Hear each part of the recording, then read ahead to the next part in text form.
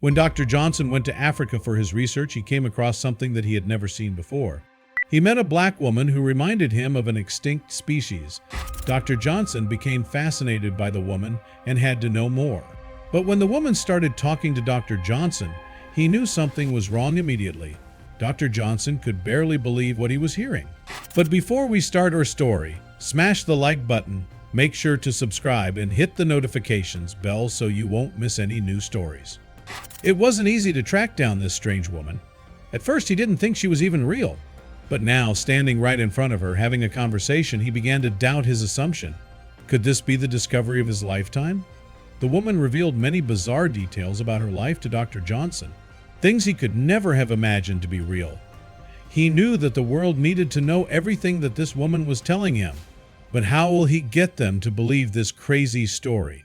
He could only think of one thing to do. His best chance was to take the woman back to the States with him. He knew it was a risky move and the woman would never accept it, but he had no other choice. But what was going on with this Neanderthal woman? Why did she look like this, and what was Dr. Johnson going to do? Dr. Johnson was stunned when he first looked at the photo in his inbox. Someone had sent a picture to him of an African woman. They claimed to have found a real Neanderthal woman, but that was impossible. Or so he thought, because the picture of the woman was very convincing. Or it was a very good Photoshop. There was only one way to find out the truth, and that was to go and see the woman with his own eyes. She was apparently part of a small and secluded tribe in Nigeria. The tribe was in contact with more developed cities, but only very minimal. They really liked their privacy. Apparently, this was not a village that Dr. Johnson could just walk into and demand to see the woman in question. He had already arranged for a local guide and translator to join him on the expedition. But that man did not know what Johnson's true intentions were with this trip. When he arrived at the airport, Johnson wanted to waste no time, but he first had to get some information about the woman and the tribe. And there was nobody better to provide him with that information than the man who had taken a picture of the woman. In the first place, the man's name was Ngolo. He had recently graduated from the local university after growing up in a small tribe himself. He had been going around to tribes in the area to try and convince them to increase their contact with the modern cities. But this has not always garnered him the best reactions. A lot of these tribes wanted nothing to do with him or the outside world. They were perfectly happy to live isolated and in ignorance.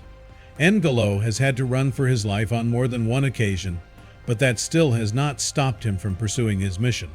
And that mission had led him to this strange-looking woman. He did not often take pictures of the people he met or the tribes he visited, but this was an exception.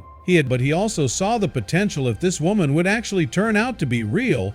And with everybody convinced that the picture was fake, Dr. Johnson knew that he was probably the only one to do so if he were to check it out. It was a potentially very constant risk, but the small chance that it was all real made it worth it in his mind. After meeting up with Ngolo, the young man revealed to him that he was indeed the only person to contact him directly with a result like this. He had not given the information to anybody else yet, and seeing as most interest in the picture had died down, that information was not likely to spread any further, and in the opinion of Dr. Johnson, Ngolo seemed as sincere as could be when discussing the woman. He promised hand on heart that she was real and that the pictures were not altered in any way. And this is when Johnson really started to get excited. He came here with very few expectations, as he waited to keep from being very disappointed. But now he was finally allowing himself to start believing, because he was very aware that this discovery could potentially skyrocket his career and give him worldwide exposure. After learning what he needed from Ngolo, Johnson wanted to say goodbye to the young man, but he was insistent on wanting to join the doctor on his expedition. He believed he could help, but Johnson was a lot less interested in this. He was not really willing to share the glory of this find, even though Ngolo was the one who originally found her. It was a bit of ego from Johnson that he would eventually pay a very high price for. But seeing that he could not predict the error of this decision, Dr. Johnson came up with an excuse to keep Ngolo out of the expedition. He told him that more people might be fairly intimidating to the tribe, and also that Ngolo had a reputation for getting chased away by tribes. Johnson knew this from interactions they had on the forum.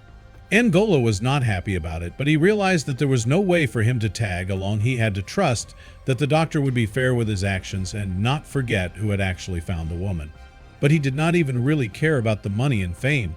He was just mostly curious about what was going on with her. He just wanted to help.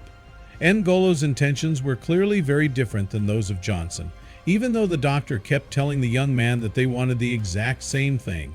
But the only similarity between their intentions was that they wanted to find the woman. And Johnson would quickly succeed in this. N'Golo's directions were very easy to follow, and Johnson was out looking for the tribe the very next day. They lived relatively close to the city and were supposedly used to seeing other people. But when they arrived, it was clear that the tribe had never seen anybody like Johnson before. A white man was a rarity around here, but an old man like Johnson, truly something the tribe's people had never laid eyes on before. All of them wanted to touch it and interact with Johnson, something the doctor welcomed very much. He knew that it was in his best interest for the tribe to start liking him. Maybe this would actually convince the stranger woman to come to him instead of the other way around. But what was strange was that he had not seen even a glimpse of her yet, while he had spent at least half an hour in the small village already. Eventually Johnson did manage to find the woman, but she was sadly not who he hoped she was. The picture that N'Golo had shown him was real, but after doing some tests on the woman, it would turn out that she just had some birth deformities that made her face look like that. And so Dr. Johnson's claim to fame went up in smoke.